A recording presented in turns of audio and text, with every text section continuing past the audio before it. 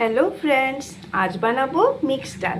তো এই দেখো ডালটা এটাকে ভিজিয়ে রেখেছিলাম, তারপরে দেখো এই যে ফুলে রয়েছে, এটা আমি দেখানোর জন্য রেখেছি।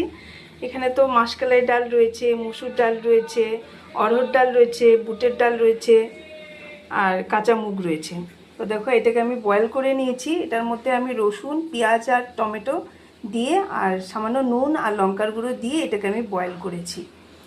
এবারে দেখো ফোড়নের জন্য নিয়ে নিয়েছি গোটা জিরা, হিং, দালচিনি, এলাচি, লং, শুকনো লঙ্কা, আর এগুলো তো দেবই ফোড়নে যা দিতে হয়। আর এই রয়েছে মশলা।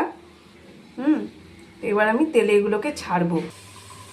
এবারে দেখো কড়াইয়ের মধ্যে এগুলো ফোড়ন দিয়ে যা যা দিই, ফোড়ন দিয়ে আগে রসুনটা দিলাম। রসুনটা আগে দিলে স্মেলটা একটু ভালো আসে।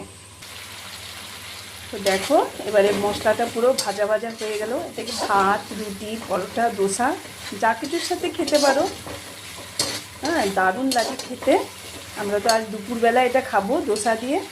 তো সবসময় একরকম ভাত খেতে ভালো লাগে না।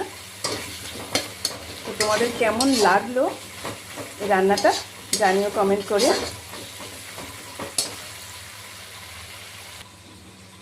এবারে ডালটা দিয়ে দেবো।